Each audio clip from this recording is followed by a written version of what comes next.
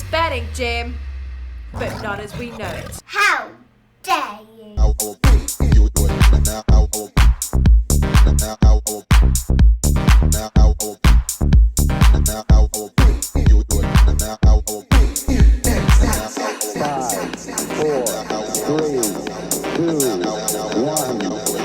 you just talking to yourself?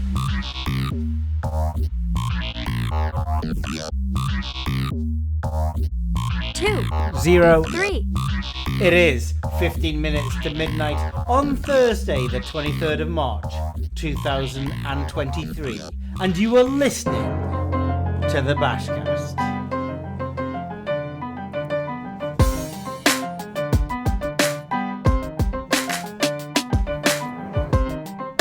Coming up in this late night BashCast, parent-child parking at Morrisons and the theory of the unreturned shopping trolley.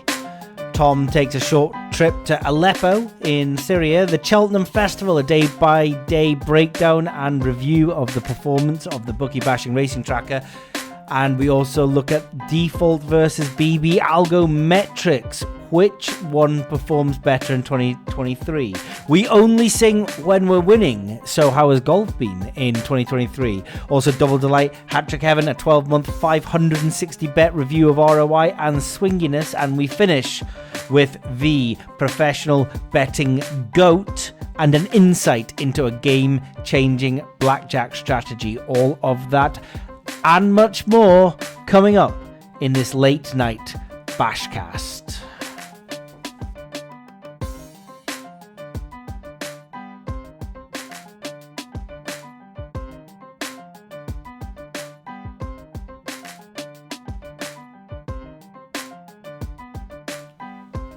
I'll tell you my thought process yesterday. My thought process was, I am in need of some treats for the evening because it's parents' evening, and if it goes well, they've got to have treats.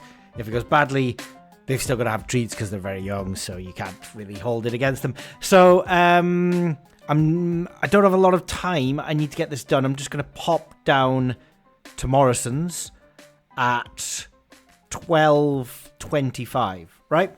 Now, I've got to get golf selections out at 1 p.m. That's like my only deadline of the week is 1 p.m. And Morrisons is 2-minute drive down the road, right? So this isn't in any way risky. So 12:25 takes me about 20 minutes to do the golf selections. I'm fine. I pop into Morrisons. I end up actually just doing like a small to medium shop, and I take everything to the till, and I've got maybe 16 items, and the till breaks down. The till actually breaks down, and what's happened is something's got jammed inside the printer roll and everything like that. Time is ticking away. It's my only deadline of the week, and I'm stuck in Morrisons. And how long do you have to wait for a member of staff now that we've got self-service tills in the supermarkets? And by the way, how's apple juice £4.99? It's £4.99. Like, I'm not a spendthrift, but I'm not spending £4.99 on apple juice. It went back. So I ended up having to leave all of the items, annoyingly, because it was just taking so long for somebody to come. I had to pull the plug and get home. And as I came out of the supermarket, the most irritating thing that I ever see was right in front of my eyes. It is grown men or women. I don't see any differentiation between the sexes. It's 50-50 guilty parties. They do have one thing in common, and that's that they're arseholes parking in the parent and child parking places when they don't have any children. Like, what's wrong with you? What is wrong with you? Do people park there because it's closer to the store? Do people park... I mean, I wasn't parked there, but I do park there when I've got the kids. And one of the reasons I park there when I've got the kids is both of my kids are in child seats, and you have to wedge me and a child into the door of the car to unseat belt the smaller one, the 4-year-old, because he can't do it himself, and then lift him out of the car. And so the extra space that is offered on both sides of the parent-child parking space is genuinely quite useful. And And I wasn't parked there on this particular day because my kids were at school on a Wednesday at lunchtime. But why would you park there without children? What is it? One of 3 reasons. Okay, 1, you don't want to. You've got a precious car, and you don't want people banging their door against your car. In which case, by the way, if this is true, just park right at the other side of the car park. In fact, I read a mathematical theory that if you know those people that just like drive all the way around car parks over and over and over again, looking for the ideal spot. If you just parked in the very first car parking spot that you saw in every car park between now and the end of time, you will be up on time. Even though there may be a closer car park, the number of times that you look for a closer car parking space, don't find one and have to double back on yourself, is balanced out by the number of times that you park and then discover a closer car parking space. Balanced out to the tune of the fact that if you always parked in the first car parking space, then you would be up on time. And also you get your NEAT up, something I definitely do need to get up. I need to walk more steps, and that's just 3 steps when you do that. So 1, just park the other side of the car park and there'll be plenty of spaces where there's not a car next to you. Or 2, you want to just park close to the store and you don't have any children and you don't care, in which case you're an arse, okay? Or 3, you just don't care. Like, you literally just don't care. I guess actually 2 and 3 are exactly the same thing, aren't they? But then it's like, what does that say about you? Like, take a shopping trolley, right? Have you ever seen a shopping trolley just left in the middle of a car park? So you take the shopping trolley to your car, you put all of the shopping in your car. You then have 2 options. You can take the shopping trolley back to the shopping trolley bay, or you can leave it in the space and drive off. Now, if you think about this, there is no actual net gain. There is no net positive outcome to the individual for taking the shopping trolley back. If anything, there is a negative. There is a cost involved, and that is the time that it takes for you to take the shopping trolley back. You don't have to do that. There's no law. You're not going to get fined. Even if somebody rolls their eyes, you're not going to see those people again. So why doesn't everybody just leave shopping trolleys in the middle of the car park? The shopping trolley theory. Well, it separates dicks from people who have a reasonable moral compass. That's why. You see, it doesn't cost you anything to take it back apart from a little bit of time. But what everybody else gains is so worth it. We have a car park that is free of shopping trolleys, so that if you want to park your car, you don't have to get out of the car and move a damn shopping trolley. Yes, there are people that work there that can move the shopping trolley, but why should they? Why don't you just? Why are you in so much of a rush? Why is your brain so either selfish or rushed? Why don't you have enough time? Why didn't you leave a few minutes earlier? These same people, I won't get on with my day until the bed's made. Who's going to see an unmade bed in my house? Given that I've been married for the last 12 years, pretty much just my wife, right? So who's going to see an unmade bed? Nobody. So I could just leave the bed not made and get on with my day. But I don't. I make the bed because it's just part of an organized, unrushed process I like to go through. I'm not in a rush. And I'm organized. And that's very important. And in the supermarket, I will take the shopping trolley back. And by the way, 95% of people will. I'm not a martyr for taking the bloody shopping trolley back. 95% of people will. But 5% of people will not take the shopping trolley back. And I don't know. I feel like it's a higher percentage of people will park in the bloody parent and child parking bays without children. I mean, or even if your child's 15, that's not good enough. Like, you've got a grown adult child. Have I ever said anything to anyone? No, but I feel like the older that I'm getting and the more that I see it, I think the day's going to come where I start just saying it to every single person that I see. Where's your child? What are you doing? There's going to be a young mother or father that arrives in the car park and has to park in a narrower space and struggle to squeeze the child and themselves through the car door at the same time because of your selfish actions. If you're one of those people that parks in the parent and child parking bay, have a look at your life. Have a look at what you're doing. Have a look at your choices that you're making.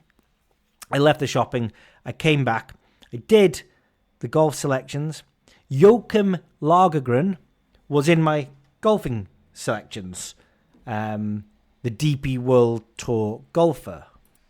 And Lagergren is one of those players that he just seems to feature every single week as a plus EV player. I don't know why. It's like, why does money come in for this guy? Why does this guy steam up in EV? Why does this Swede always appear to be valued? Because I have a bit of a mental block with him now. He always seems to be valued, but he never seems to do anything. We had him as 125% purple EV in the Singapore Classic. He finished 38th.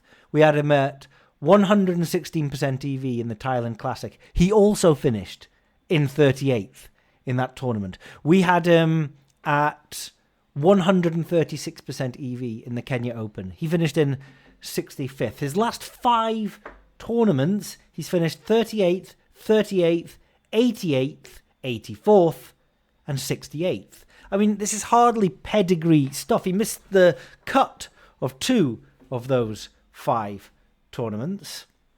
He always seems to maybe do okay on the first round, like in the Singapore Classic, he was 65, and then he finishes 71, 72, 72. So, look, a lot of the time when I'm narrowing down some selections, I'm sort of focusing on who is a little bit worse EV that I can include. And I think I wanted to ditch 120% Joachim at 90-1, but I couldn't really find anyone a little bit worse that I wanted. Stats didn't seem to line up for me, but I ended up taking him, and I thought, do you know what, I'll put him out, and I won't have him myself. And then FOMO kicked in, and of course I have to have him, because now I'm focused on a single player, and I'm on an anti-sweat on a single player, and I'm out of luck on anti-sweats, because I was anti-sweating Fitzpatrick last week, and he missed the cut.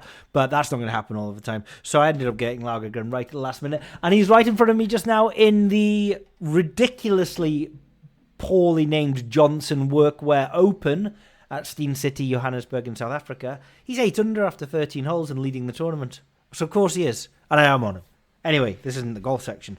What's been going on? Where did I leave the last BashCast? Oh, that's right, the flippity flop. That's where I was going to see you. So I guess this is the flop. We've had the flippity.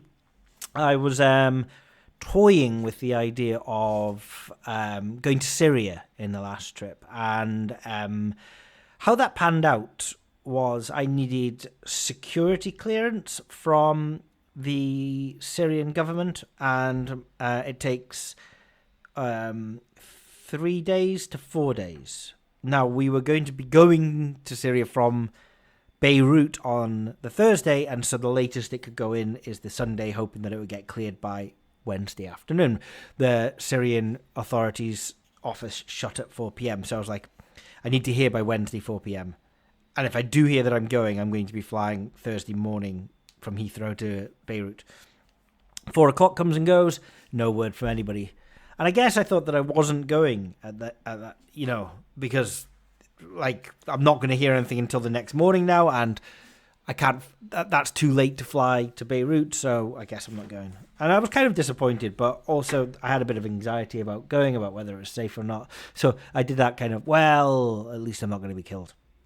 And then at 4:15, an email drops through, and the security clearance had actually gone through. So it went from hoping that I'm going to probably not going, but justifying it through, that means that it's safe, to now that I'm going. And that felt a bit weird. So I went down to Heathrow and flew to Beirut, just kind of putting one foot in front of another, not really knowing how safe it was going to be, but thinking I can make a judgment about how safe it will be, and I can always turn around and pull out if I need to. And when I got to Beirut, I met the group of people that I was going to travel over to Damascus in Syria with. And the girl that came and met us, who was going to sort of take us up to the border, was from Bilbao in Spain. I think she was from Bilbao. She was definitely from Spain. And she had been in a commune in the mountains of India meditating when she got a call that she had to take a train to Oman and then fly over to Beirut. So her and me are like the most opposite people in the entire world. I was pretty convinced if she knew my pedigree, my background, and my life situation, we weren't particularly going to get on. Because she was in a meditation commune in the mountains of northern India, and I'm a professional gambler with a mortgage on a house in Bromsgrove, right? So quite different paths in life we've taken. I mean, I'm sure we're both, easygoing enough people that we don't have a lot of hatred inside of us. I just didn't think we had a lot in common to synchronize the two of us, but it was fine. We got on okay. We went. I sort of made the deduction that it was safe and I trusted the people. So we did go up to the Lebanon border, changed some money at the Lebanon border. You realise that there is a logistical problem with taking money over to Syria, and that is the hyperinflation that goes on. You can't actually get money out in Syria. The ATMs don't work through various sanctions, and there's no credit cards, debit cards, or anything like that. So you take cash with you. So we got Syrian pounds in Lebanon, and I only changed $100, and I got a brick of Syrian pounds. I think I got like 1 million Syrian pounds, and the wedge of notes was just like it actually is it's a logistical issue in terms of how you carry the money and take it around. Do you know what I mean? Because it's just so voluminous. So we got over to Damascus, and the weird thing about Syria, well, for starters, by far the most dangerous component when traveling to Syria is your mother finding out 3 days into the trip. I mean, I'm 44 years old, and still one of the hardest things in life is your mum worrying about you. And I had a white paper strategy for mum, and that was that whilst I told my sister, my wife, and those pretty friends closest around me, I didn't feel the need to tell everybody because there would have been some unnecessary worry. And God bless her, my mum worried when I went on holiday to a TUI hotel in Turkey last year because she didn't think Turkey was safe. So heaven knows what she was going to think about going over to northern Syria. So I decided that I just wasn't going to tell her. But unfortunately, I didn't tell everyone else that plan. Like, there was a number of people I didn't tell. One of those people found out, and they had a conversation with my mum, and she found out 3 days into the trip, and it didn't go down well, as far as I'm aware. I think I was sheltered from quite a lot of the news. But what a strange country Syria is. We did make it over there as a group. You have to travel via a group with a letter of invitation. So I was with a number of very cool people. One of the most enjoyable parts of the trip was actually meeting the group. Guy from Holland who said he was going to tune in to the next BashCast. So g'day, the guy from Holland, Niels. Say Niels, everyone. Couple of Romanian people, a couple of Spanish, Portuguese, German. It was really nice meeting everyone. Someone from Ireland. That was like an unexpected bonus. But what was the strange thing about visiting Syria was how much there is a north-south divide, seemingly. We were starting the trip in the south in Damascus, and in Damascus we could walk around pretty freely by ourselves, not escorted.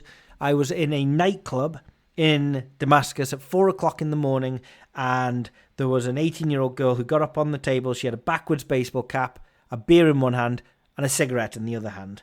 And it's a very liberal country in that respect. I think it's 60% Muslim, 40% Christian. Don't quote me, but something like that. It's not majority Muslim, unlike some other Middle Eastern places. And so they're very happy for sort of Western liberal values, drinking the beer. Everyone smokes. The 12-year-olds are smoking, everything like that. And Damascus in places could be like walking around Rome, and it felt very, very safe. Conversely, the north of the country, when you get up to Palmyra, Homs, Hama, Aleppo, right, it's not exactly the same. Now you're into a war-torn country that's been at war since 2013, and what hasn't been damaged by the war then got damaged by the earthquake, and there were some fairly conservative families up there.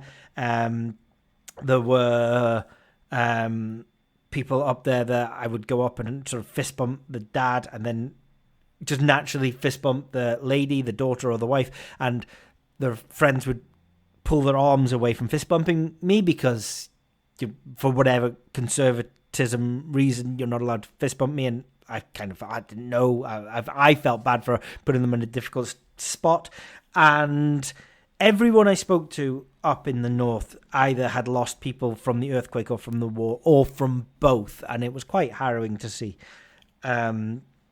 So I have come home with some projects.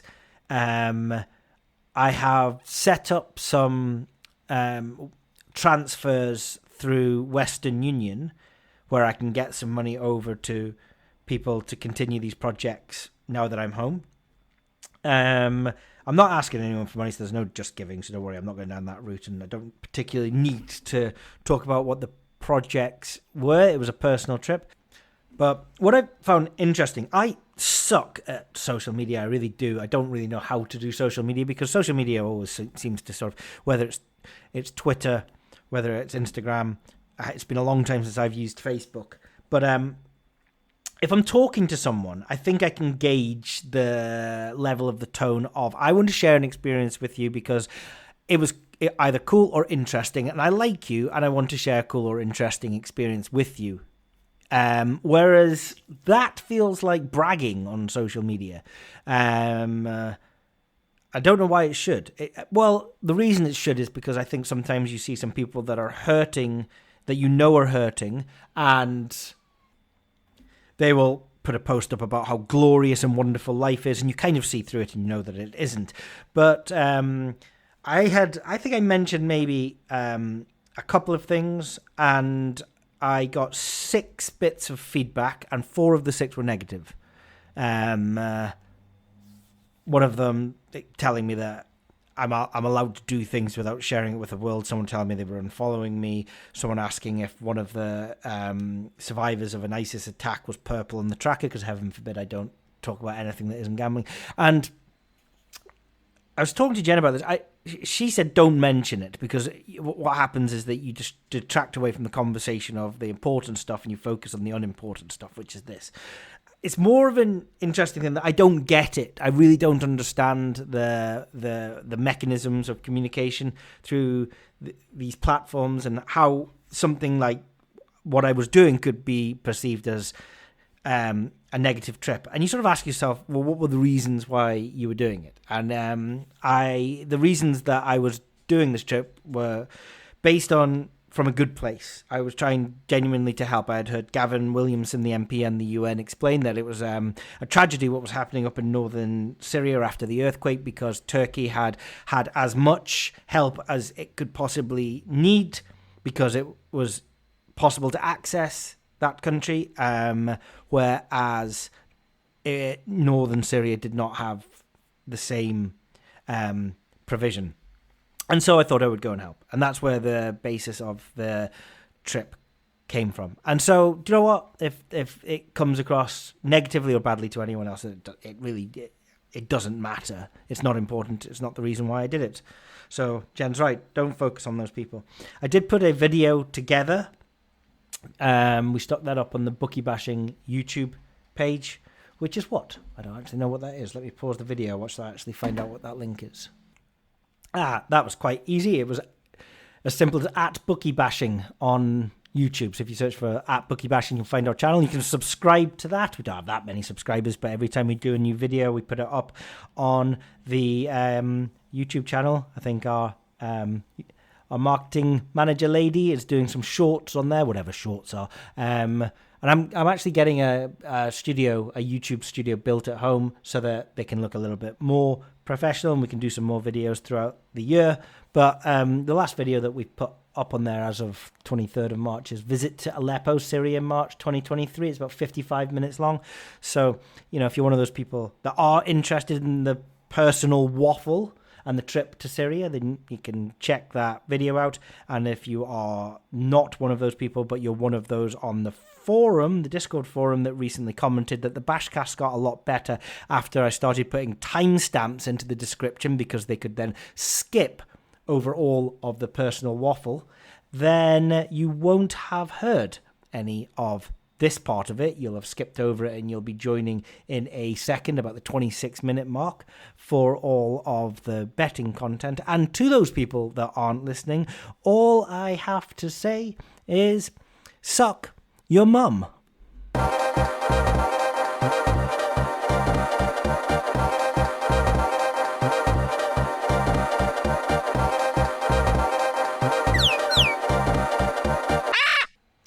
want to take an analytical look at the horse racing tracker. We have an edge in horse racing where, the same as golf, we estimate the probability of a horse finishing first, exactly second, exactly third, exactly fourth, exactly fifth, etc., and then we compare this against the terms available at each bookmaker and come up with our own EV rating. Now, the source of the information to work out the probability of the place varies. When there is a liquid exchange, it's like, how can we ignore that? Like, what information do we possibly have in-house that can be better than a liquid exchange with all the connections and the money that is there? I mean, it's like, we can't possibly, at scale, have more information than that ourselves. And so we we have a metric which is called the default metric in our tracker. And the default metric will use information in the liquid exchange when it's there. When it isn't there, we need something to fill in the gaps.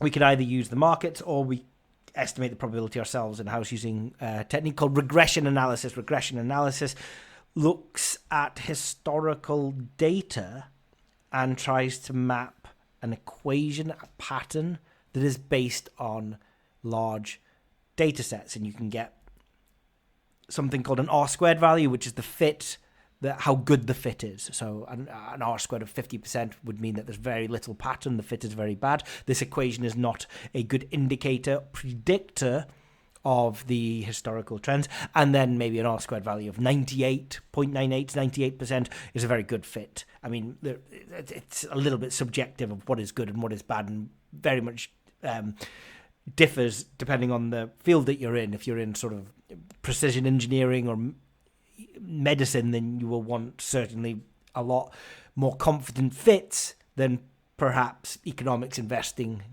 gambling equations. So the regression analysis looked backwards at 2 million horses. We looked at sort of divisions of win probability. So we looked at horses between, say, 2-1 and 9-4, and then maybe 10-1 and 12-1. So we set up our own divisions of probability odds on the win, and we said, in field sizes of N horses, what historically has been the probability of a horse that is 2-1 to 9-4 finishing in second, third, fourth, fifth, sixth? Sometimes we have very large data sets to draw on in that 2 million horses. If you want to look at a horse who is 9-4 in a 7-horse race, there has been a lot of examples of that in the last 2 million horses. If you want to have a look at a horse that is 66-1 in a 27-runner race, well, there are fewer data sets. There are fewer examples of that. And so there's less confidence. But regardless, we have a series of probability we have a series of equations, fits, if you like, that estimate probability based on the regression analysis for different sets of win odds and different field sizes. We don't take into account things like composition of the race. If there's one or more very short price favourite, or if there are lots of outsiders, that would affect things, and it's not something we bring in. But regardless, this is our BB algo, we call it, where we're working out the probability of the place ourselves in-house. Turns out that when we started looking at the ROI of the BB algo, it stood up very well against the ROI of the prices that we were taking from Betfair. Very, very well. In some occasions, it was doing better than Betfair. There's no reason why it should. We would argue perhaps that the confidence in our equation, our BB algo, is lower than a liquid exchange. So when we're seeing it have returns on investment that beat Betfair. It's lovely to see, but our honest opinion would be that is a small sample size. That's luck. That's variance.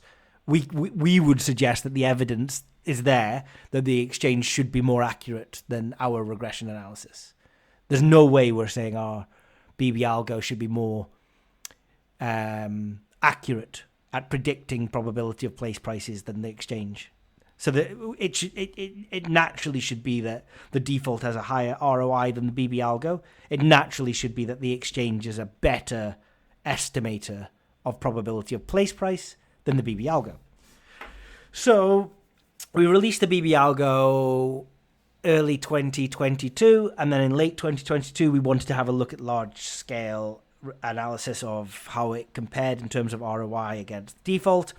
And when we looked at the data, we unfortunately found that the field that was exported along with the rest of the horses from the horse racing tracker was corrupt in the confidence field, meaning we did not know which horse was taken from information from the exchange and which horse was BB algo. That's perhaps a liberal use of the drama sound effect, so I'll have a word with myself over that one. Anyway, it was a bit annoying because I was looking forward to that piece of analysis and we couldn't do it. We knew some horses from earlier in the year, so we had some idea of the ROI, but it was an incomplete data set. And incomplete data sets aren't that great to use because the question arises, why did you use this winner and not this winner, and so on and so forth. It's just messy. So from the 1st of January, we started actually recording properly, and we record 6 bookmakers: Bet365, Betfred, Ladbrokes, William Hill, Paddy Power and Sky Bet. Those are the 6. I mean, we could record more, but we do this manually, so it takes friggin' forever, right? So we record 6 bookmakers and 2 different metrics. One with the default and one with the BB algo. And there's been a few people ask if we can start commenting on and reporting on the differences between the default and the BB algo because they want to know what to use. As we say, we think that the default should have more precision and have a higher ROI. One of the benefits of the BB algo is you're probably less likely to get restricted using the BB algo. I mean, restrictions have been difficult on the horse racing tracker due to the selfish actions of a few people that found it necessary to scrape and resell the bookie bashing horse racing tracker. But now that we have prevented them and stopped them from doing that, hopefully restrictions slow down because there's a lot fewer people betting on exactly the same horses, a lot fewer. So, and BB algo is good in terms of restrictions because you could certainly be taking horses that are a pretty bad price on the place on the exchange, or there's no liquidity, which means that the bookmakers have got nothing to benchmark it against themselves. And so they're sort of looking at you like, well, at least you're pricing this up yourself and you're not just an arbor or an each-way arbor, right? So, I mean, those are the benefits, really, of it. So, there was a few requests. I mean, to be fair, there's been... And then Cheltenham's come along and there were more requests. And one of the least fun thing that I have involving bookie bashing has always been kind of the management of misbehaviour on Discord. And I don't know why you always see it about this time of the year. 2020 March time was the worst when we had to kick a fairly sizable group of people, and I ended up leaving for the most part Discord. So I found it impossible to engage with people on there without it turning into some sort of argument or one-upsmanship. And so I now kind of just monitor and report in case there is any murmurings, there is any trouble. And there started to be trouble again in late March. I think it's something to do with this period of the year before the clocks change for the summer where people haven't had enough sunlight and just getting a little bit down in the dumps. But there were 3 people that got sort of timeout booted recently.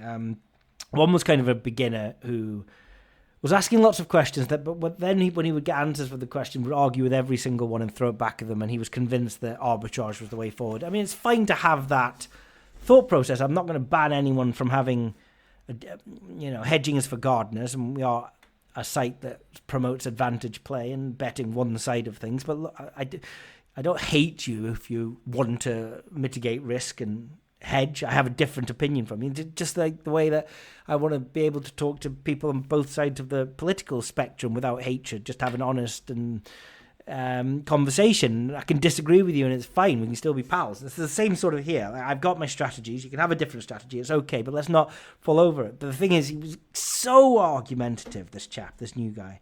And then I think there were some pretty strong swear words and misogyny, and so he got booted. He was the first. The second was during Cheltenham.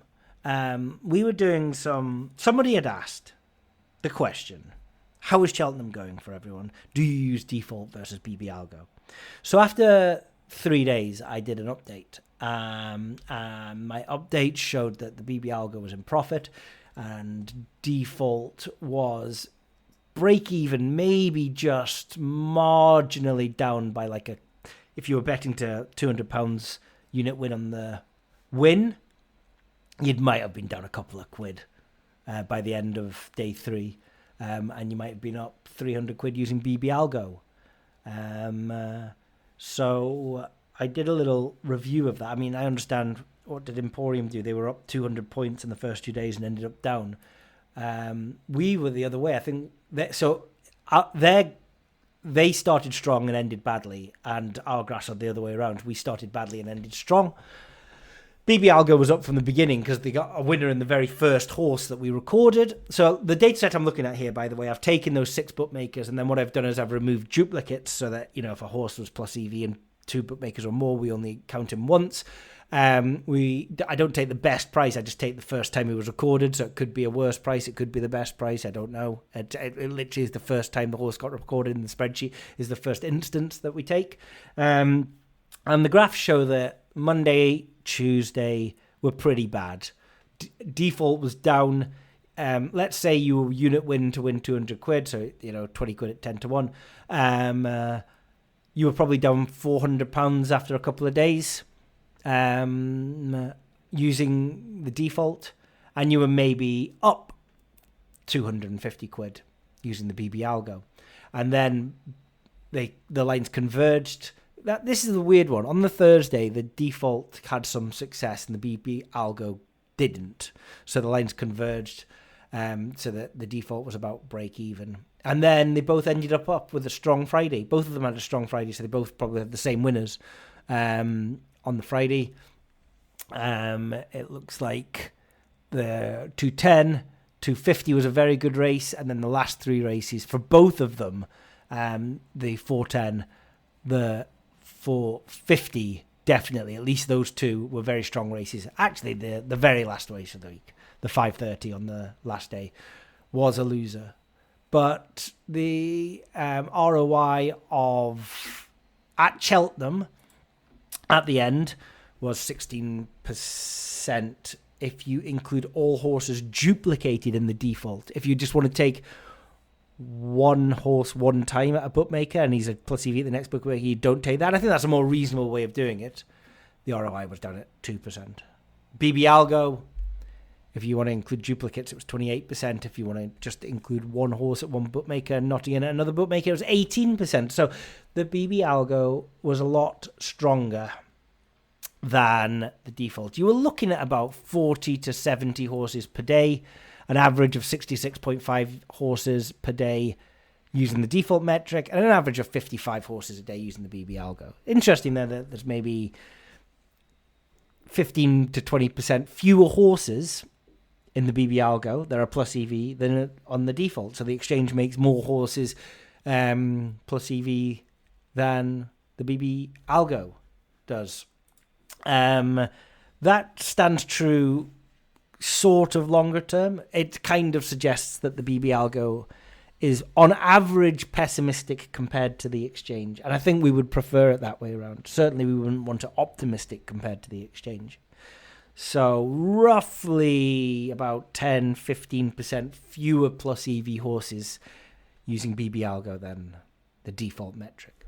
So yeah, I reported on this halfway through Cheltenham just because some people were interested in which metrics were being used and how Cheltenham was going. And I just hate reading the replies to any time that I update results. Especially this, I know that it's a small sample size. Look, we're talking about 196 bets at Bet365, 104 bets at Paddy Power, 38 plus EV bets at Ladbrokes.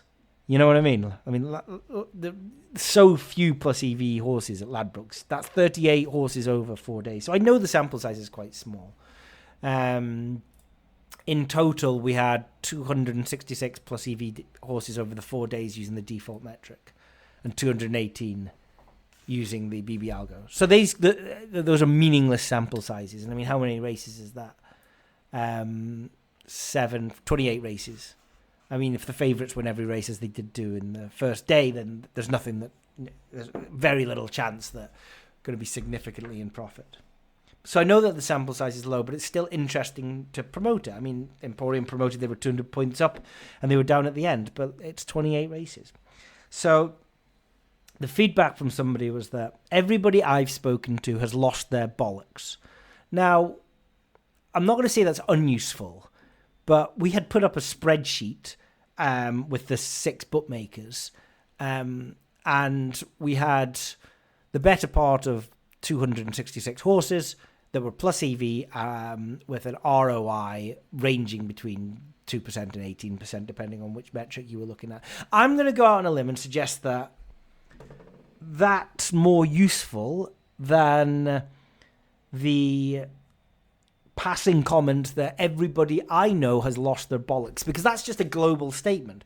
And what frustrates me is that we're held to a different standard. Somebody on the forum can just say the words, everyone I know has lost their bollocks. And to everyone else, that means that the bookie bashing horse racing tracker was unsuccessful during Cheltenham, when the empirical data shows that on both metrics we were showing a positive ROI. And so I'd much rather look at the data. And yet this hearsay, this subjective hearsay, is equally as strong on the forum. I mean, it was a global truth, because it wasn't just I'm down. It was everybody I talked to has lost their bollocks.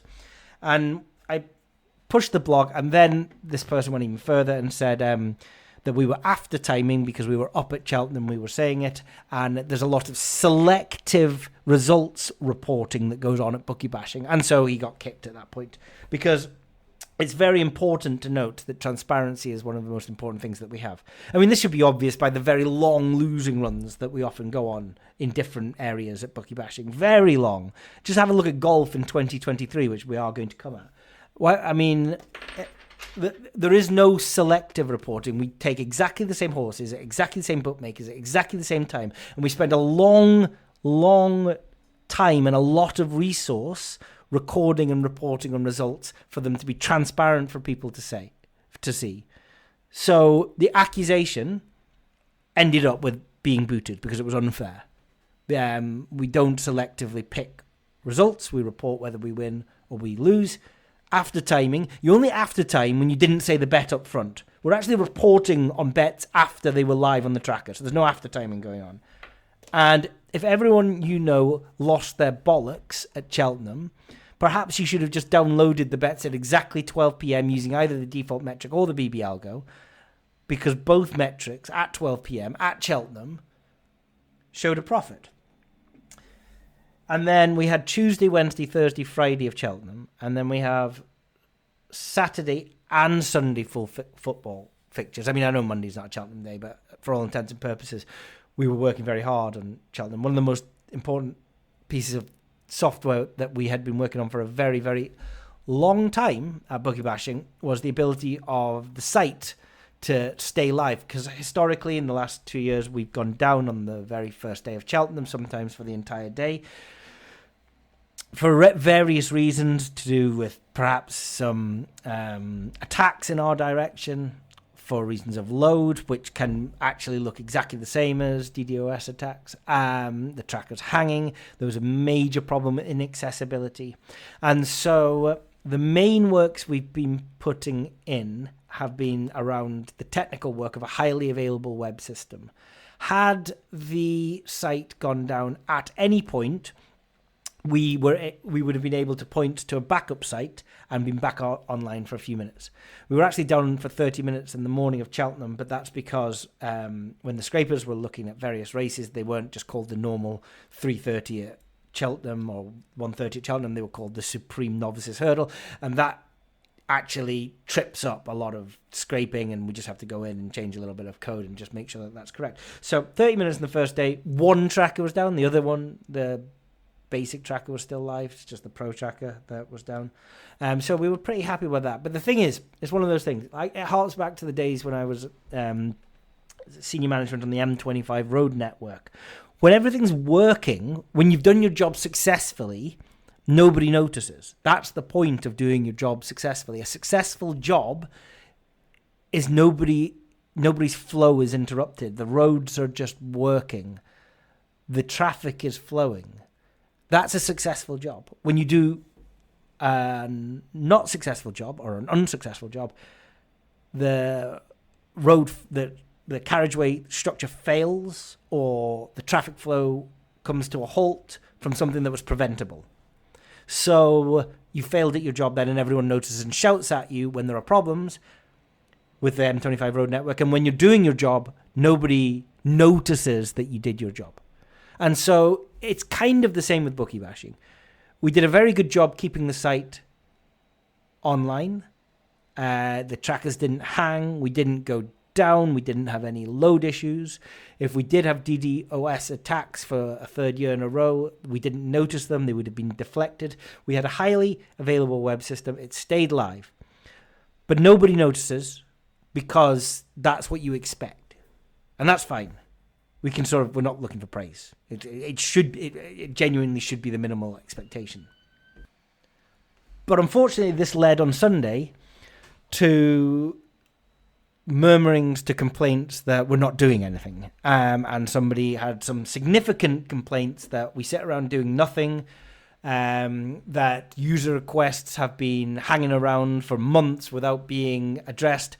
He could have done it in 2 days. So why haven't we done it? And the reason why we haven't done it is because we haven't been looking at enhancements onto an already good piece of software. We've been more focused on the priority of keeping it live. The rant continued about how we're now pretty much failing. And again, is it this time of year? And that was a third person booted in a very short period of time. And it was starting to do my nut in. It really was. It's like complaints about how we manage stuff at Bookie Bash. And we have to take decisions sometimes that are unpopular. Decisions such as, we've got to work and put all of our resources into keeping things live and online instead of enhancements, whether that's frustrating or not. And I know we do take on some enhancements, but it's one of those things that we can't possibly discuss how we manage bookie bashing, from marketing to community size to the cost of membership to how we allocate our finite resources. I mean, I know some people think we should be £10 a month. Guess what? We'd have 10,000 members and then all the value would be gone.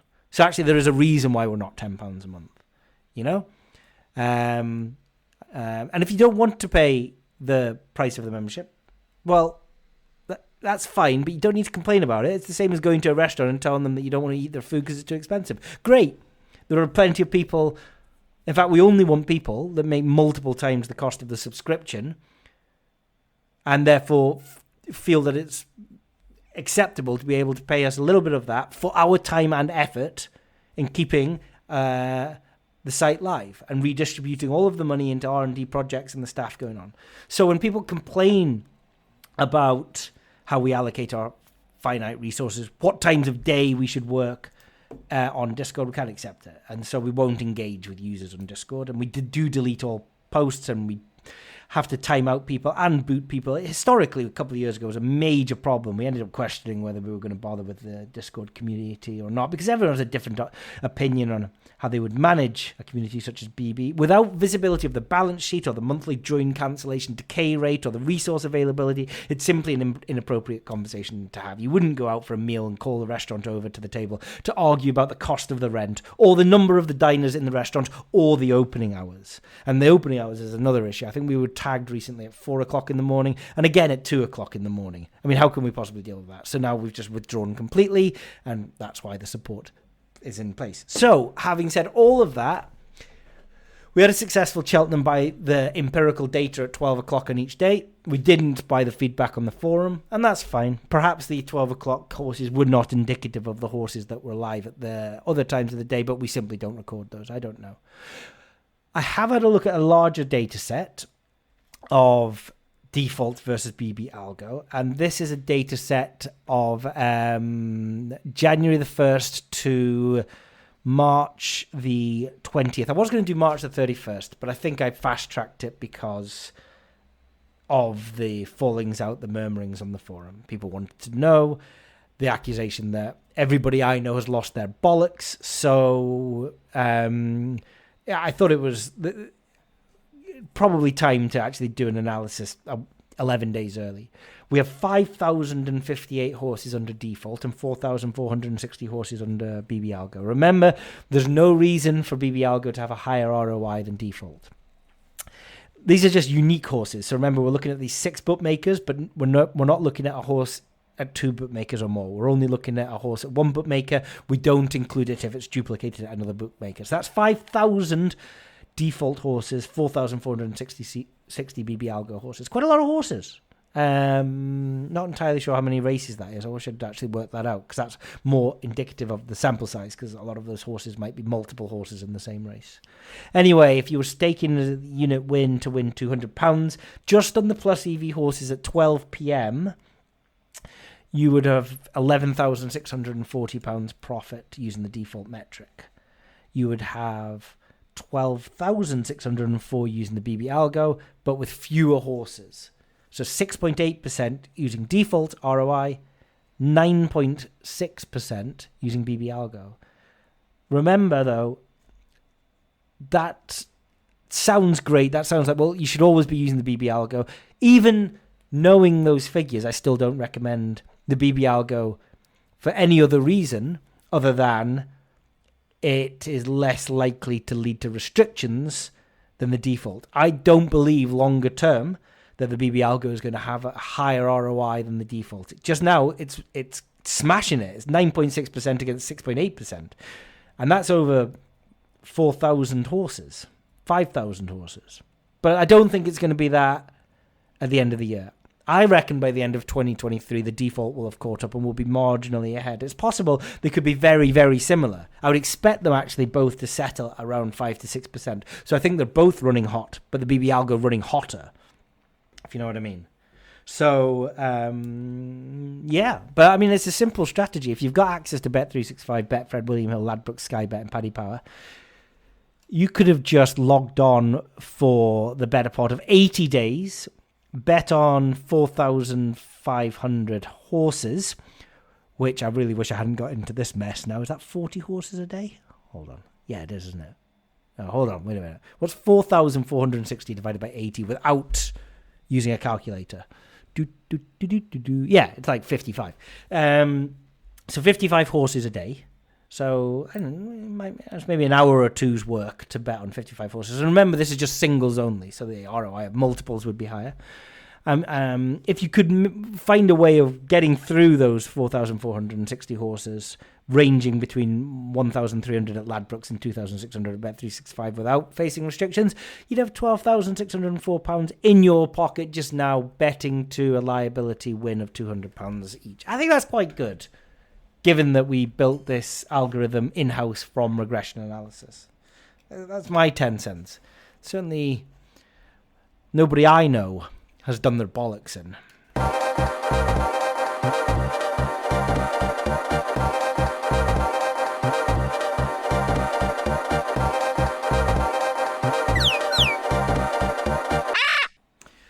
Somebody I know has done their bollocks in, and it's me.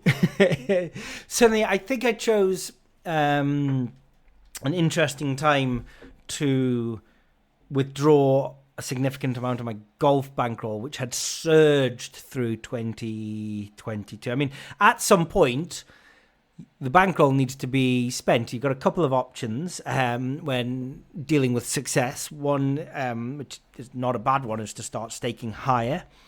You've got to start staking higher at some point, or you'll always be down at micro stakes, right? So over my career, I staked higher on a number of different occasions. I think normally after a period such as the 60% ROI in 2022, it's perfect time to start to reevaluate what we're going to do with the bloated bankroll, and staking higher is often, a fun way to continue.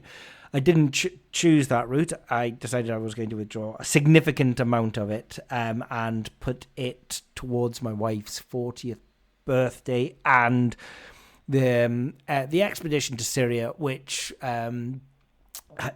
perhaps not the exact expedition to Syria had been on my mind for a long time, but something like it, where I returned some of the money that I was making into a good cause to make me feel better and also to help out, really to make me feel better, and that's fine.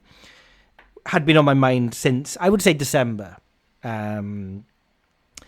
So instead of staking higher, I actually withdrew a considerable amount of bankroll and staked a little bit lower, not a lot lower, just fractionally lower, at the start of the year. Well, let me tell you this. I've done my bollocks in. If we're starting from zero at the beginning of 2023, which, because it was a different staking strategy, it kind of felt like there's no reason in the world to break up betting strategies by calendar year, especially something like golf, where we're going to have a couple hundred tournaments per year, which is no sample size whatsoever. I mean, how many have we had in previous years? We've had 49. We had half a season in 2019, so we had 49 there. Yeah, it's nowhere near. It's like 100 a year. We had 100 tournaments, 96 tournaments last year, 730 bets. It's nothing. 60.33% ROI on the PGA. There you go. Although we had higher on the European Tour the year before, and then the year before was disrupted by COVID, so not a real season. Anyway, it's been an interesting year. Started off as it normally is, where getting maybe one place per tournament, like first couple of tournaments, 2 places, second couple of tournaments, 3 places. That's enough just to break even a place per tournament, roughly. Place is generally either a break even, a small loss, or a small win, depending on the EV.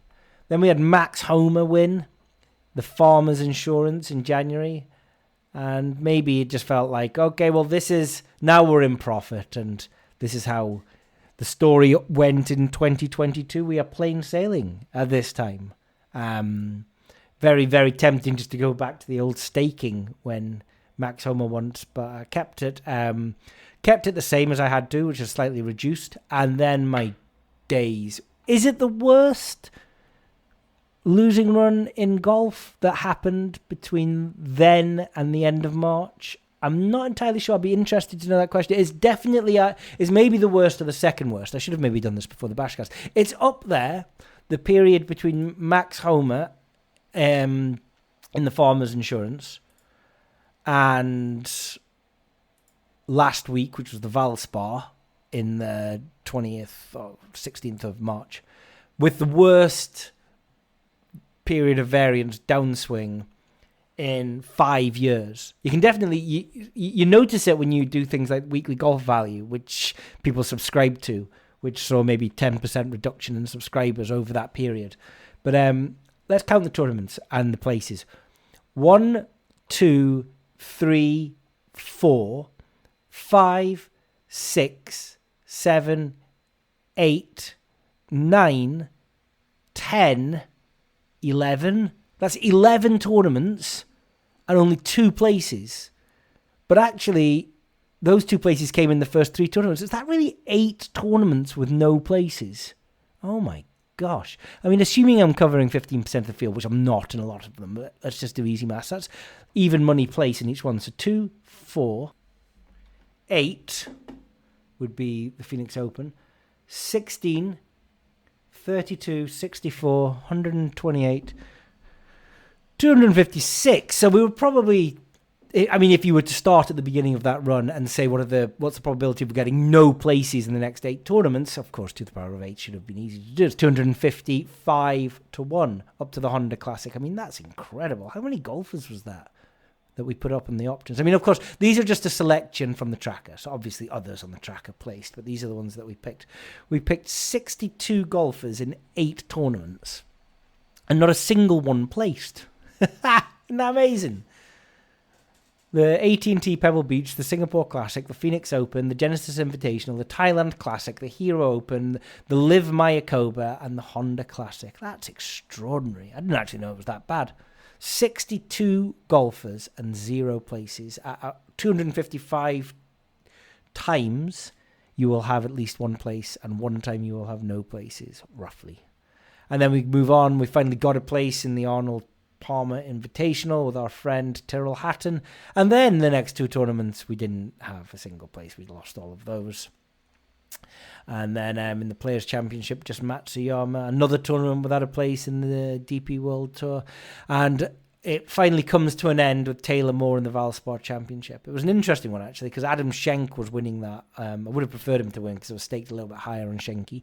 But he was winning all the way through the second round, the third round, fourth round, and then in the 18th hole, he drove and his ball was just like an inch behind a tree and he had to hit it left-handed. And it was unfortunate, but what the good news I thought Spieth was going to win that all the way, but the good news for us was that we were in the clubhouse leader, Taylor Moore, at 60 to 1, and Trey Mullinak's, Adam Schenk was the guy chasing him, so we had 1 and 2 in that tournament. It's always nice when your guy in the clubhouse is just being chased down by another guy who you're on anyway.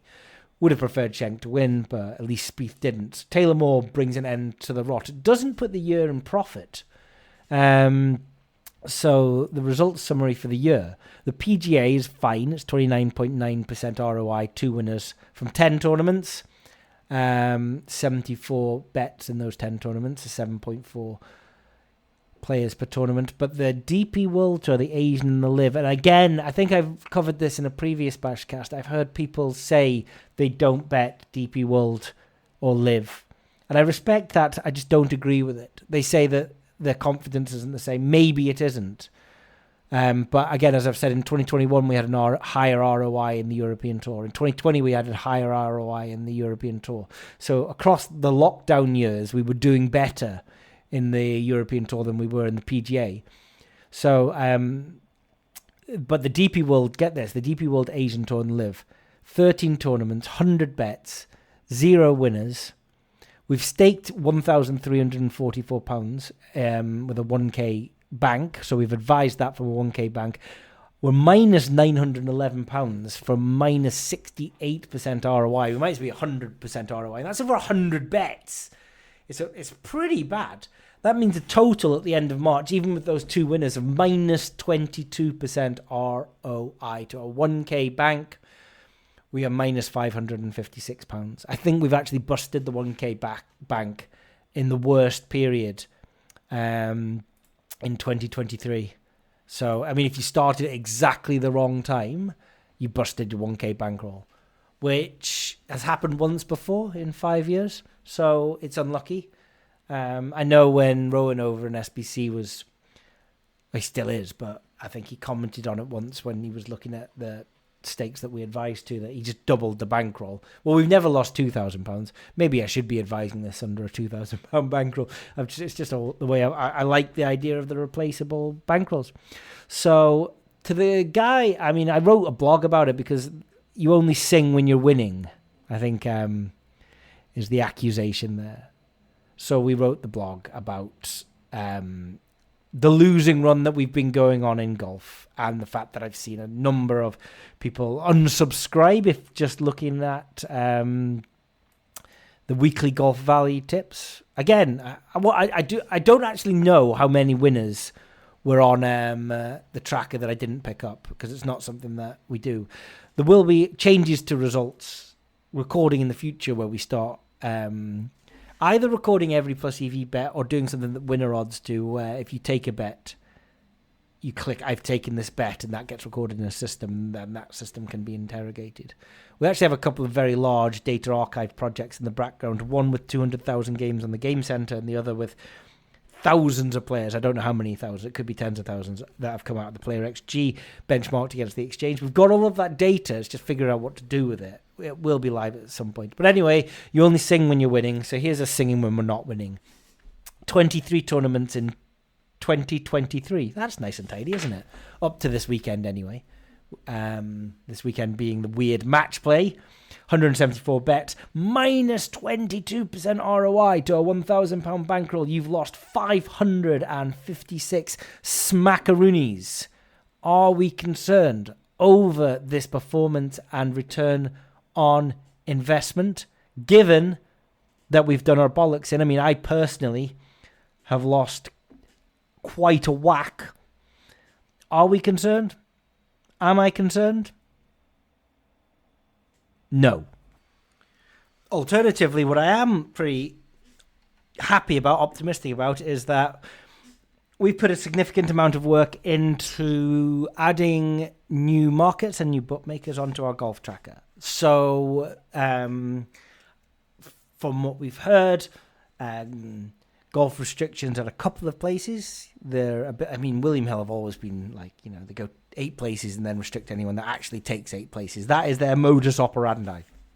So a couple of bookmakers have been pretty harsh with restricting some people, and you lose the standard bookmakers that, are plus EV, your William Hills, your Sky Bets, your Coral and your Ladbrokes. We thought it was about time that we added more. I mean, the problem with adding more was that we need live scrapers in place that read the odds and update every time they get cut. So that takes a little bit of work, because I mean, imagine that you got to go to the actual page, you got to read all of the golfers. If there's any changes or differences in synonyms, you got to look those up, and then you've got to interrogate the page, read the odds, repopulate the golf tracker, and do this over and over again in some sort of server using a VPN. Or I'm not even going to pretend I understand how the technology works. All I know is that occasionally or frequently they do get blocked, or something changes on the website page that was different to what it was last year, and no odds get picked up. And this happens quite frequently. So the amount of maintenance and management that these things takes is unreal. The IT team do a great job and aren't just sitting around doing nothing. So we've added, are you ready for this? Independent shops, the pools, and that's the only online one. That's the only shop one. And then the rest are online. The pools, Fitzdares, 32, Redgroves, Nakasumo, B-Win, Sporting Bet, Bar One Racing, Star Sports. Okay, well, that Star Sports is a shop. Sorry, Ben. Sorry. Bresbet, Rhino Bet, Virgin Bet, Poker Star Sports, which we had before, and then we lost it, and then we got back again. And Mr. Jeff Banks. Whatever you do, do not use the golf tracker to profit from and extract value from Mr. Jeff Banks, because heaven forbid he will classify that as acceptable punter bookmaker relationship, despite the fact that he has blogs where he says that the only people that he restricts are arbitrage players.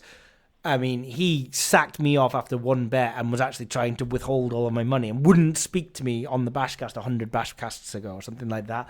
It would be a terrible shame if we stumbled across a significant amount of value at Mr. Banks and extracted it from that bookmaker. The other thing that we've added is that a number of different bookmakers have started offering extra places. And one of the things I didn't expect is by adding these alternative extra places, it's actually, again, upset the forum. We've added Boyle Sports, Bet365, Betfred, and Sky Bet, who can do some weird and wonderful things. They can go 12 places 1 to 8, 9 places 1 to 7, 6 places 1 to 5, 2 places 1 to 3. And the feedback has generally been not good. And the general consensus that many would rather we hadn't added these, but it's like, if you don't want to see them, turn them off, I think. It's just like, you'd rather have access to information that you didn't use than not have access to information. The argument apparently is that by adding these, we have accelerated restrictions on them, and anybody that bets on these markets now gets restricted. I don't believe that. Why would they have markets up that you just bet on and get restricted on immediately? It's also too early to tell.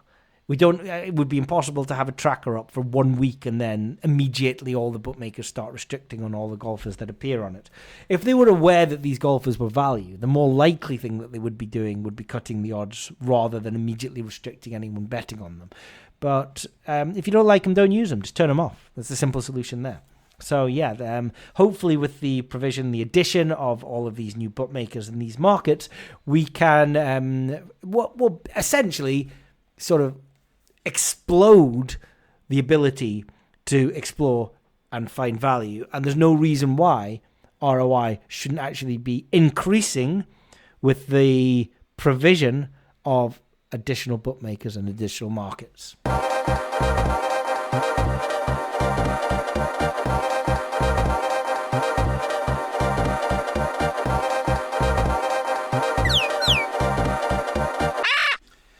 I know a man who hasn't lost his bollocks, and it's me betting Double Delight Hat Trick Heaven.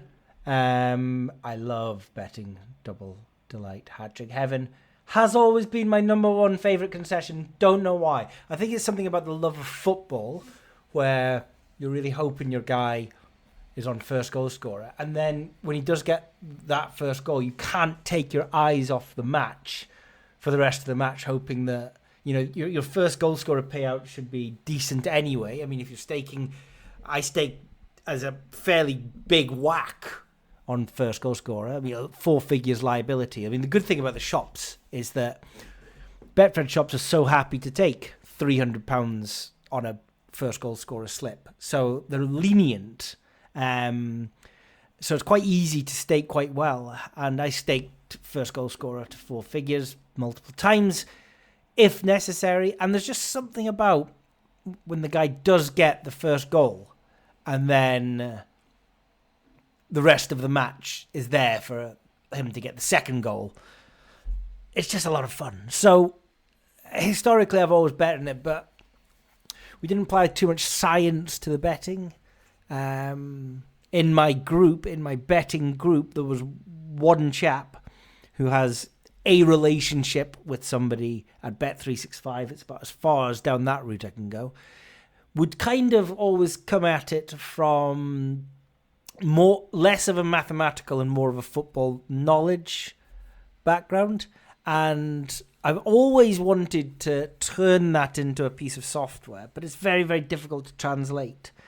The Player XG tool had that kind of goal where there would be a graphical interface that could be manipulated in the way that my teammate member thinks about positioning, penalty taking and stuff like that would help. But I don't know if it'll ever get there because I think it's quite a difficult thing to translate into paper.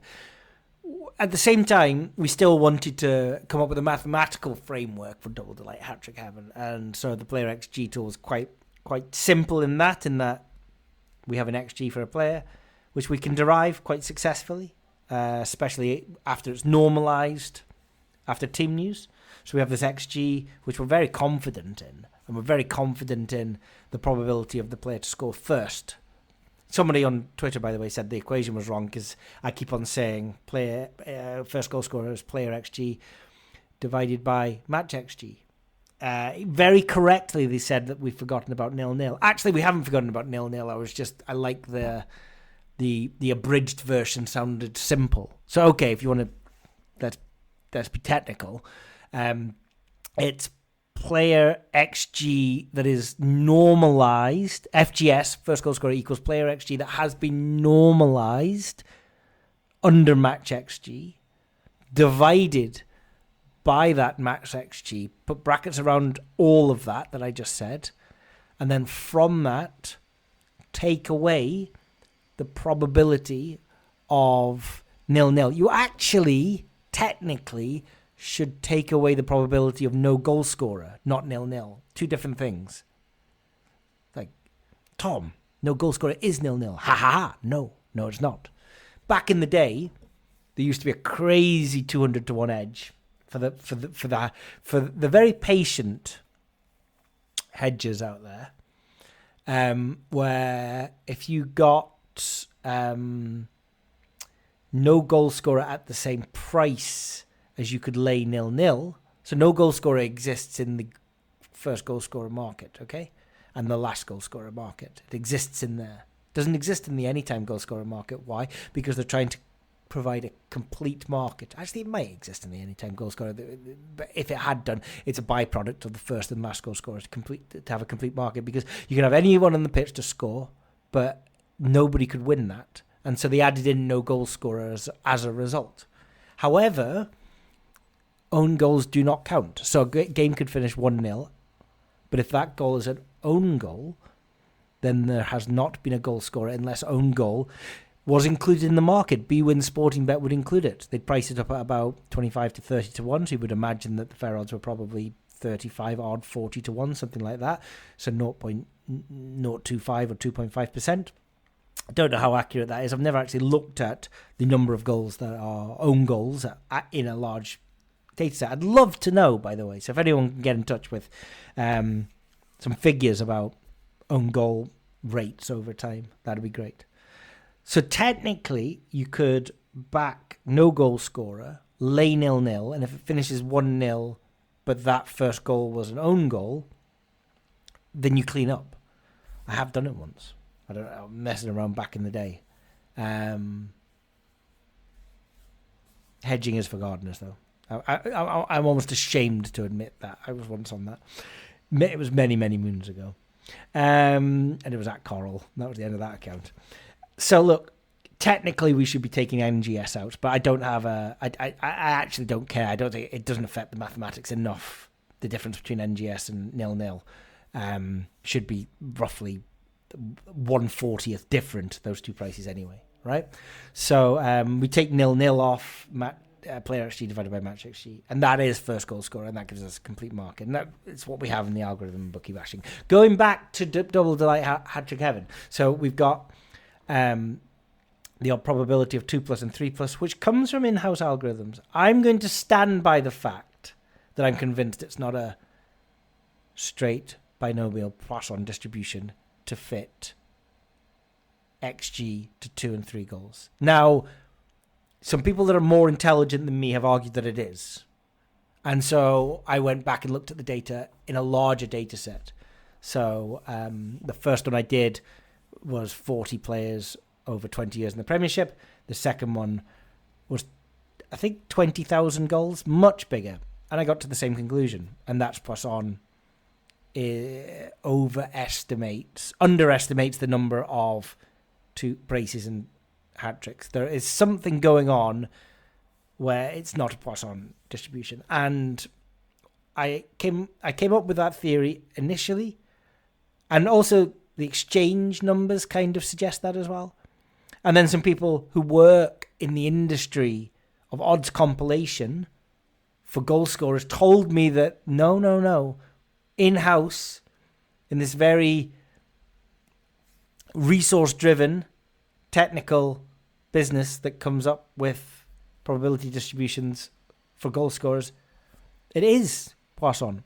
Well, quite frankly, I'm sticking my neck in the line here, and I'm saying at the moment in time, I don't think it is. And so I'm more convinced at this moment in time, arrogantly perhaps, that I'm right over these odds compilers. Time will tell over large data sets. We're getting very large data sets very quickly, by the way, although in 2+, 3+, they have to be extremely large data sets because of the rarity of those events. So we've got our own in-house neutral odds for double delight hat-trick heaven, knowing the probability in-house of first goal scorer ourselves, 2+ and 3+, so we've got our neutral odds. So after team news, we push all plus EV double delight hat-trick heaven players to the tracker. Have a guess what happened in the first 6 months of us doing this and running it. In the first 6 months, were you to have bet on the first 280 players between the 13th of February 2022 and the 28th of August 2022? 6 months, 280 players, £4,400 staked if you were betting to £200 liability on the first goal scorer. Have a guess how much money you would have made. The answer is nada, zero, zilch, nothing. When Eddie Nketiah didn't score first for Arsenal against Fulham when we made him 4.5 neutral odds on DDHH and he was 5 at Betfred. That 287th bet saw the DDHH results return next to £0 profit from 280 bets over 6 months. I would not blame anyone to have done the opposite of Bon Jovi and kept the faith. It's a very difficult thing to have done. Since then, we are, if you like, in the second half of the life cycle of the results of the Double Delight Hat-Trick Heaven. We've had 560 bets in total, so that was 280 bets. We've had 280 more bets. Much fewer voided bets these days. A lot of voided bets were coming out of players that were starting on the bench. Now that we've got team news through, we see a couple slip through, like in Swansea versus Rotherham, maybe because of slight name mismatches or something like that. But generally, we now catch the vast majority of voided bets. So we were running at 0% ROI. I mean, technically, it was like £30 profit out of £4,000 staked, which is something in the region of 0.6% ROI. Have a guess what we are in the next 280 bets. And I have been on the vast majority of these in shop as well, because I like to be on them, and I had the faith. I mean, this is the thing about the person that writes the model. If I was following somebody else's, I may have been tempted to have given up after 6 months and 280 bets with no profit.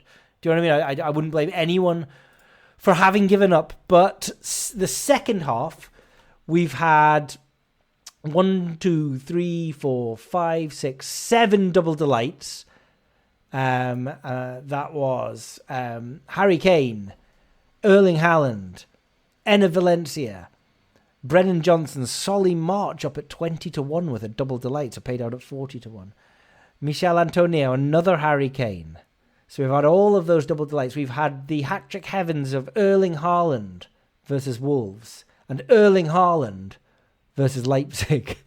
You know, so that compares to like just 2 double delights and 0 hat-trick heavens in the first 6 months.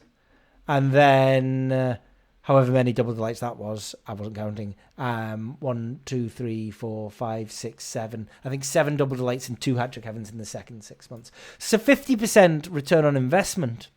Do you know what I mean? Just in the last 6 months. The overall picture, so all 560 bets, sits at 36% ROI. But it's just another one of those. It's like, I hope you didn't give up after 6 months, having made nothing, because the last 6 months, and especially the last 3 months, have been a glut of double delights and a lot of just like single goal scorers at quite a few quite decent prices as well.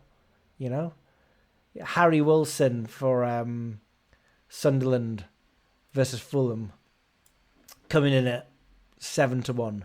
I mean, those hat-trick heavens are quite low, down at 2.75. But I mean, they're 11-4. They're still paid out at 11 to 1.33. Not that that's a real set of odds. But Marcus Tavernier, Bournemouth Everton, 18-1. Joe Willock, Newcastle versus Chelsea, 18-1. So yeah, it's one of the. Again, we're only at 560 matches or 560 players, to tell you the truth. I'm not even entirely sure how many individual matches that is, which is the proper sample size of them. And the odds are quite high. I mean, the back odds are an average of 23.7. So the sample size, even after a year and a couple of months of recording this, is still very low. But one thing's for sure, if you've just been blindly on them recently, absolutely cleaning up on the Double Delight Hat-Trick Heaven over at Mr. Fred Dunn's Betfred.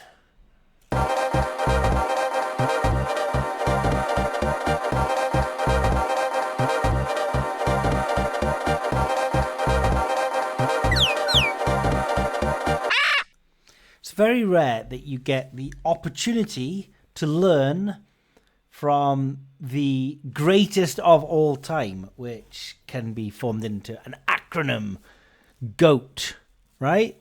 So if you're the GOAT. You are the greatest of all time. Quite an accolade considering there are 7 billion people on the planet just now and an estimated 35 billion people that have ever lived. I just plucked the number 35 billion out of thin air there, so don't get in touch. So, yeah, I mean, like, the odds of coming across the greatest of all time in any science or discipline must be fairly unlikely. There's quite a small finite number of disciplines available, especially when you look at the imaginary 35 billion number of human beings that have ever existed. However, I had the great pleasure of being sent an article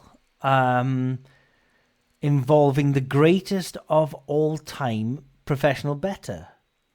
And I encourage everyone to check this guy out because he's amazing. So the article I'm looking at just now is from mensjournal.com. But there are almost identical articles at valiantceo.com and places like that. And go to the / Christopher Mitchell. And the headline of this article is How Christopher Mitchell Turned His Hobby into a Business and is now coaching others how to find the same success. Quite a complicated and protruded headline to that newspaper article, but Christopher Mitchell, a.k.a. the greatest of all time, which is the GOAT if we didn't know, is helping others print money on demand by way of his new elite coaching club.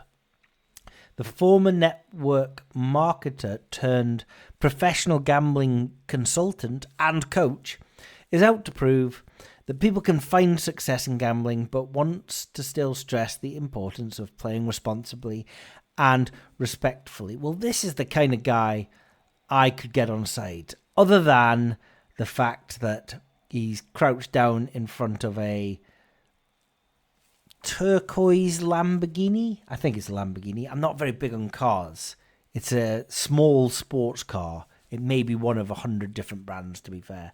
He's wearing a Hugo Boss jumper and white trainers. Other than that, and he's bald. Other than that, I mean, nothing against being bald, to be fair. But everything else I find repulsive. Other than that, he seems like a great guy that I would get on with because maybe we've got quite a lot in common, me and Mr. Mitchell. He's got a new program out. The best part, according to this very legitimate newspaper article, about his new program is the 100% money back guarantee. Crikey. One thing I will say is that we often get people getting in touch with bookie bashing, asking for money back if they don't like it or a free trial, to which the answer is always no, because quite simply, I'm confident I have a product that is valuable. You have two choices. You can either choose to pay for it or not. So I don't offer money back guarantees, nor do I offer trials. Mitchell does offer a 100% money-back guarantee, and pretty bold of him, so good on him. If players don't begin generating at least $500 per month when playing each week with Christopher, he will give them their money back. That's okay. To put it frankly, no one in the industry can make the type of claim and stick to it like he can. Well, I certainly cannot, so they're right there. He is in it to win it. He is in it to win it. Don't you love that? He's in it to win it. Who isn't in it to win it? But he is also passionate about helping others find success. I went from being completely broke to making over $100,000 a month and eventually became a millionaire in just 3 short years. A couple of things here. I hate these mathematics. Making over £100,000 a month would suggest that it would be 10 months before we were a millionaire.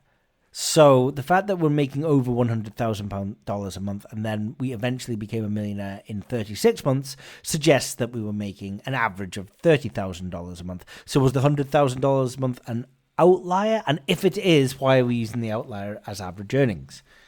People are living paycheck to paycheck and failing at casinos. Here we go.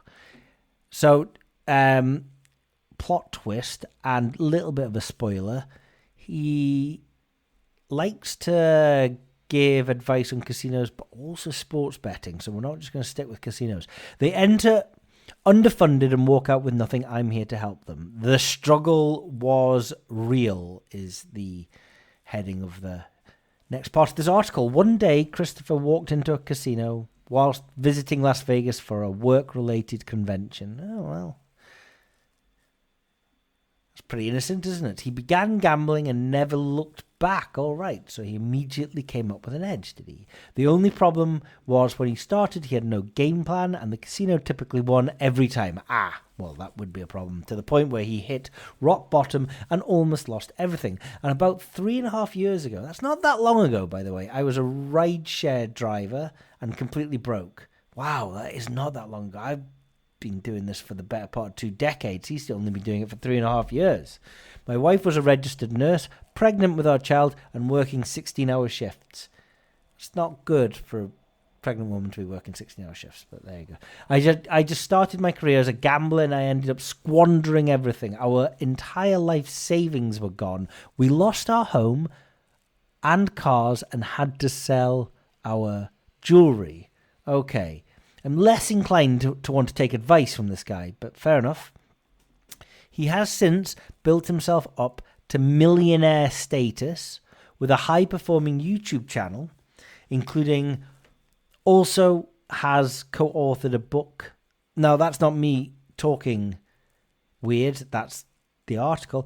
Along with his wife, Stacey, titled The 3% Millionaire Blueprint. In it, the couple explain the intricate 365-day journey readers can participate in to go from $100 to $1 million. Bloody hell. What's that? That's 10,000 times return on investment. That's pretty good.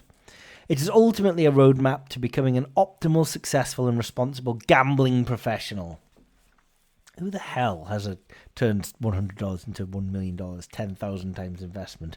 Because what if you're going to do that, right? Not being funny, but why not just turn 1 million into 10 billion?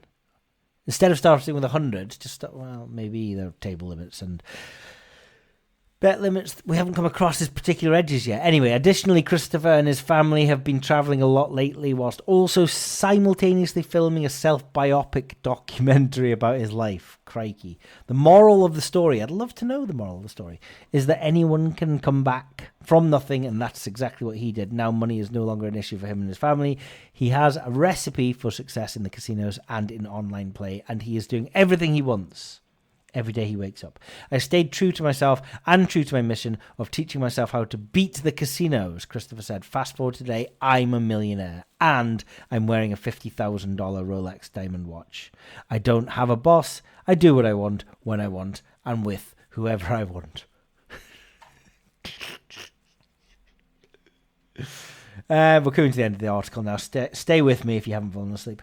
Mitchell plays a wide range of games, but typically opts for baccarat, roulette, or blackjack win in the casinos because these games offer the highest opportunities to win. However, it's in his emphasis on maintaining a consistent bankroll and being responsible. Like knowing when to walk away from the table, you gotta know when to fold them, that he wants his followers to understand. The obvious spotlighted pro to gambling is the possibility of winning big. However, on the other end of the spectrum, some cons can be losing a lot of money and possibly developing an addiction. It's all in the way you conduct yourself. No one knows this better than Christopher. Nobody does. He wants his network to understand that it's a marathon, not a race. Getting to the point of success. Oh, God, I'm getting bored. Can I get it to the end of this article? There's only 2 more paragraphs to go. Let's go. Christopher has a proven track record and the stacks to prove it. Learning from the GOAT and taking advantage of everything the gambling consultant and coach has to offer is the best thing that any aspiring professional gambler can do. About Christopher Mitchell. Christopher Mitchell is the top professional gambler and gambling consultant in the world. He teaches people how to find success in roulette, blackjack, and sports betting. After losing $500,000 in the casino, Christopher finally figured out how to win and created his personal recipe for success, which includes specific tips, rules, and strategies to follow. He shares his winning formulas with others all over the world through his private elite coaching club. For more information, please visit www.christophermitchellthegoats.com. And he's got this Facebook page, and he's recently posted on his Facebook page about sports betting. He says, I'm going to do something that I've never done before. Today I'm taking $60,000 to the casino and I'm betting it on sports. Fair enough. I've seen people similarly stake before. I wonder what line he's putting it on, but he says it's kind of crazy to even think about that. It wasn't too long ago that it would have taken me a full 2 years to make $60,000, and now I'm going to bet that amount in a single day. Most people reading this think, one, I'm crazy. Two, you can't imagine betting $60,000 in a single day. It depends how many bets. I mean, if it's 100 bets, which is $600 per bet, and you've got a bankroll of maybe 100,000 to 200,000, I can understand it. I don't know how many bets you're going to place in a single day. If it's one bet and you've got a bankroll of maybe around 6 million, then okay, I can understand. I mean, fine. I'm just coming at this from a analytical point of view, Christopher. As crazy as this might sound, what I'm going to do today isn't that risky. I've been studying this and perfecting my system, and now I'm going to put it into play today. Why do you have to do it all in one day if you've got a system? It's a very calculated risk. During my first 6 months as a gambler, the most I've ever had to play with was a $1,000 bankroll. I told my wife 100 times, if I just had a $10,000 bankroll, I would never lose. I spoke those words out of my mouth so many times, I embedded them deep down into my subconscious mind. I finally built up a $10,000 bankroll, and way beyond a few years ago, and I've been winning ever since. Whatever you're constantly speaking and thinking about today is what you're going to manifest in the near future. Is it? Goat life, baby. And there's a picture of him.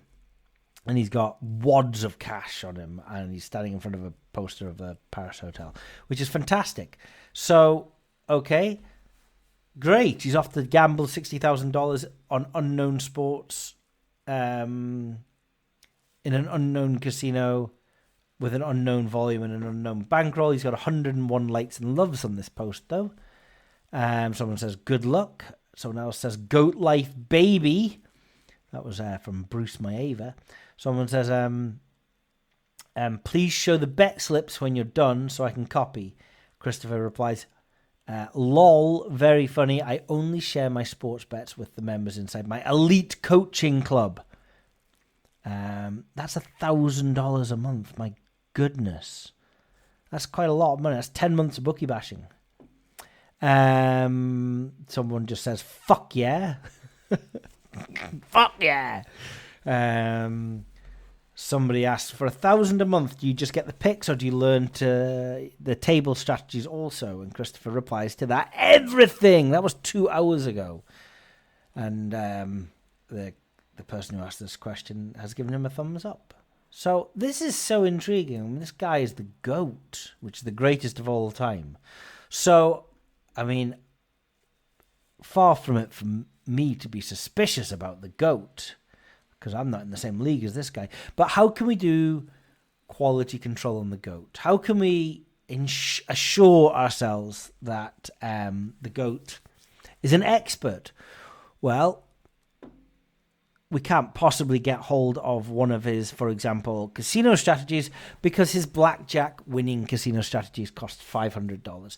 That is, except if someone happens to have shared it with me, and somebody has. So this costs $500, and I might get sued. Duncan might have said to me, perhaps be careful not to be sued, but you know what?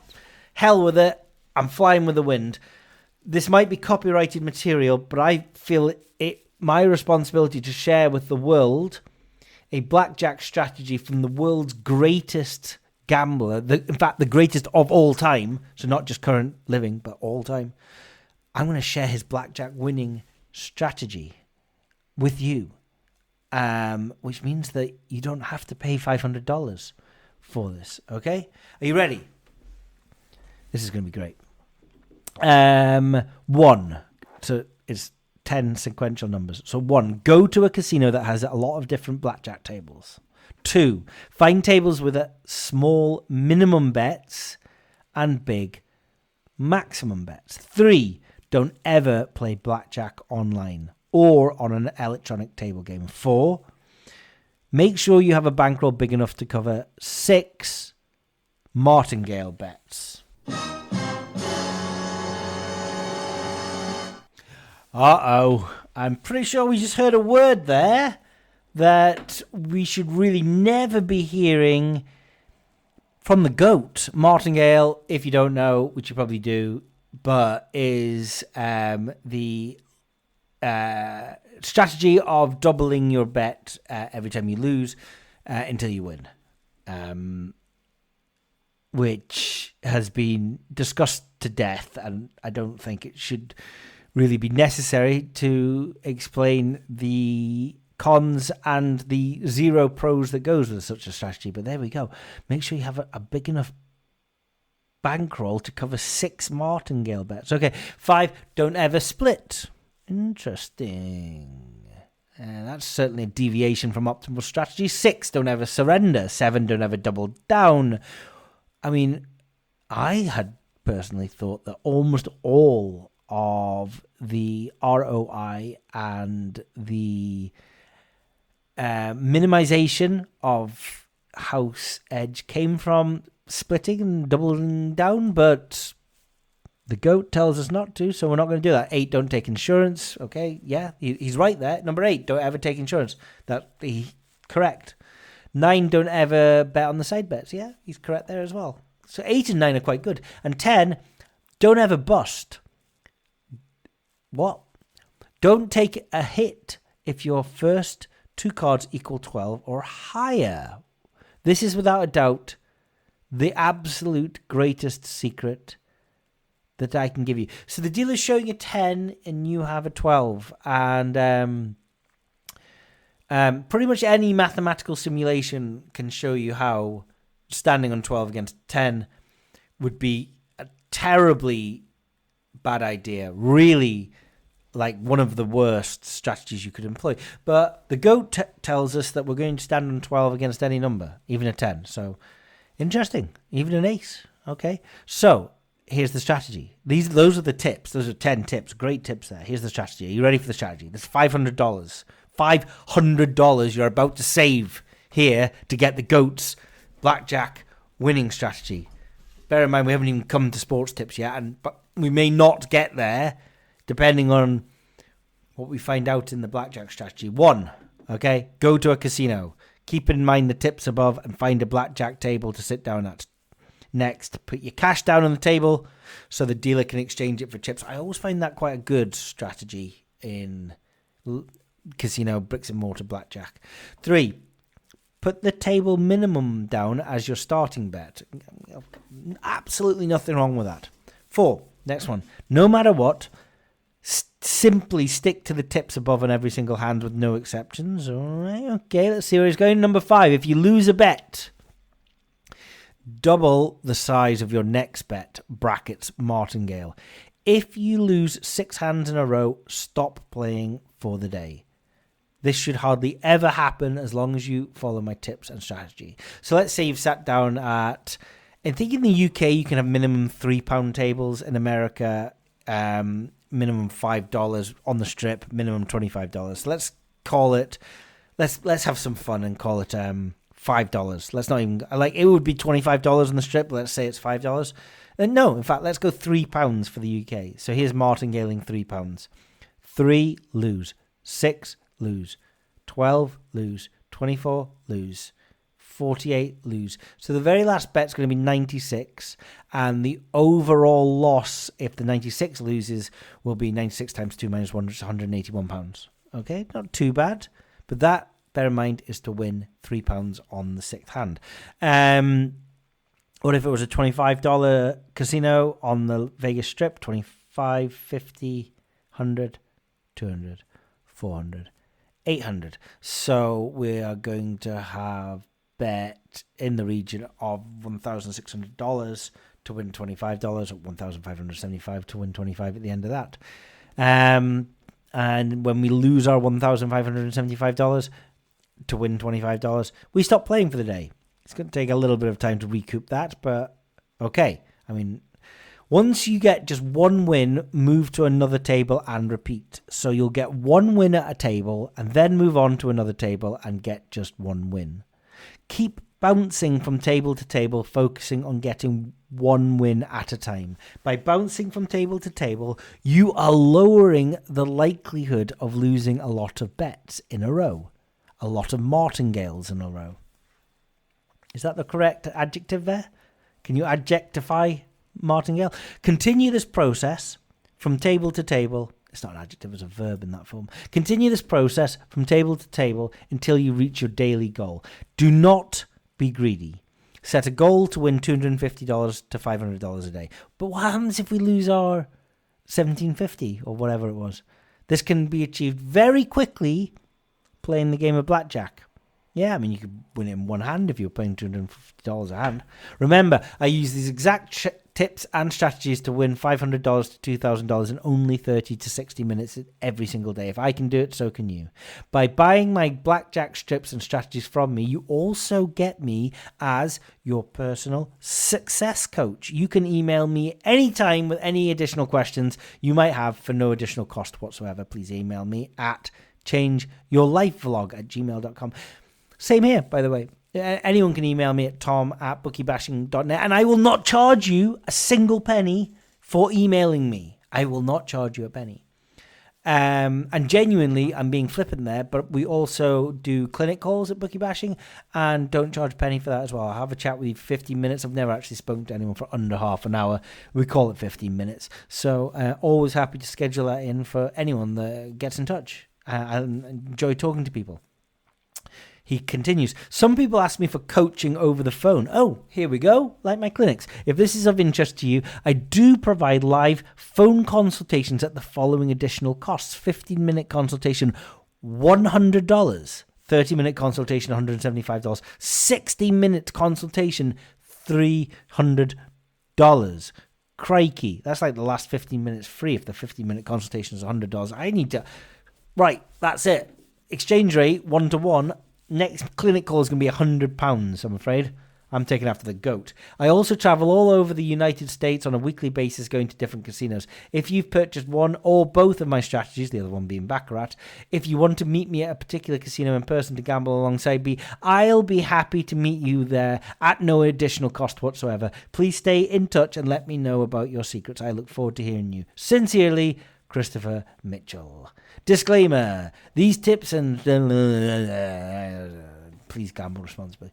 So there you go. That's the blackjack strategy. That's $500. Now, Duncan has asked me not to get sued here, and yet I have just read out this presumably incredibly valuable and copyrighted piece of information about the hidden world of how exactly we win. You forget about perfect strategy, the mathematical perfect strategy of blackjack, and you go with, you never surrender, you never split, you never double down, and you martingale your way up and you stop after 6 losses in a row. That's it. That's as simple as that.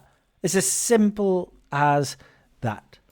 If you were wondering about what the Baccarat strategy was, and I bet you were, you're looking for choppy tables. By choppy tables, I mean, let's just sort of reverse a little bit. In Baccarat, you can bet on the player or the banker, yourself or the banker. And so what you're looking for is choppy tables where it's going back and forth, meaning player, banker, player, banker, player, banker, player, banker. Once you find a table that's very choppy, choose one side. If the bet wins, you keep the entire profit and move to another table. If the bet loses, you double the size of your bet. If you lose that bet, you double the size of the bet again. This strategy always bets on the same size because you're only trying to get one win on a shoe that is very choppy. This is genius. And once you get one win, you move to another table and repeat. I mean, so you'll get one win at a table and then move on to another table and just get one win. Keep bouncing from table to table, focusing on getting one win. All you need is one win. But what if there are no choppy tables? What if there's a streaky table? Walk around, you find a streaky table. That means that either one of the sides, the player or the banker, is going on winning streaks practically every single time. What do we do then, Christopher? Well, thankfully, he has a strategy for streaky tables. A winning streak is at least 2 wins in a row. That is quite streaky. Once you find, just 2 wins in a row. A choppy table is player, banker, player, banker, player, banker. Now we're just looking for any player, player, or banker, banker. Once you find a table that is very streaky, always bet on whoever just won the last hand. This is genius. Have you ever heard of gambler's fallacy? If you win your first bet, keep the entire profit and move on to another table and repeat. If you lose your first bet, martingale it and bet the opposite side because it's a streaky table. Of course! This is genius. The strategy always bets on the winner, the side that had just won, because you're only trying to get one win and the shoe is very streaky. You should get a win between 1 and 3 bets most of the time. This is just amazing. And then he goes on to say he does 15-minute consultations for $100 if you want them. So there you go. Those 2 strategies are $500 each, although if you get them both at the same time, they are $750. They may very well be protected and copyrighted information, and my partner Duncan is concerned that we will get sued on the BashCast, but I have just read out the information so that you do not have to go and pay Christopher Mitchell $750. Those are his casino strategies. I'm going to leave it up to you to decide whether you're going to go ahead and pay $1,000 a month for the GOAT's sports betting advice. Do not let me sway that decision in any way whatsoever. What I would suggest, though, is that whatever you are betting on this weekend, do make sure it's value. This is Tom, signing out.